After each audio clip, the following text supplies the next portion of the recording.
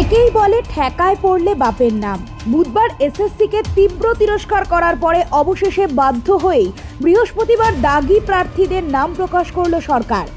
এরই মধ্যে সাংবাদিক বৈঠক করতে দেখা যায় শিক্ষামন্ত্রী ব্রাত্য বসুকে। সেখানেই তিনি এসএসসির ভূয়সী প্রশংসা করে জানান, সব কাজ আদালতের নিয়ম মেনে স্বচ্ছভাবেই হচ্ছে। চলতি মাসের শেষেই কোর্টের নির্দেশ মেনে গোটা নিয়োগ প্রক্রিয়া শেষ হবে। একান্তই যদি অতিরিক্ত সময়ের প্রয়োজন হয় তার জন্য কোর্টের দ্বারস্থ হবে কিনা তা স্কুল সার্ভিস কমিশন ভেবে দেখবে।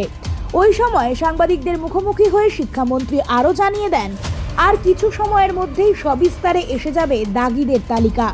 এমনকি এও বলেছিলেন, সুপ্রিম কোর্ট এসএসসিকে বলেছে কোনো দাগি প্রার্থী রাখা যাবে না, দাগিদের পূর্ণাঙ্গ লিস্ট বের করতে বলেছে। বৃহস্পতিবারই এসএসসির দাগিদের পূর্ণাঙ্গ লিস্ট বের করে দেওয়া হবে শিক্ষা দপ্তরের তরফে। যে মতো কথা সে মতো কাজেরই প্রমাণ দিল শিক্ষা দপ্তর।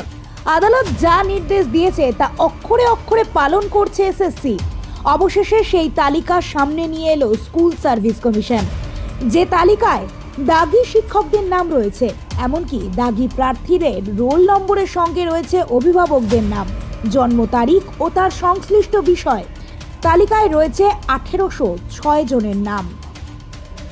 Bureau report, Bengal watch.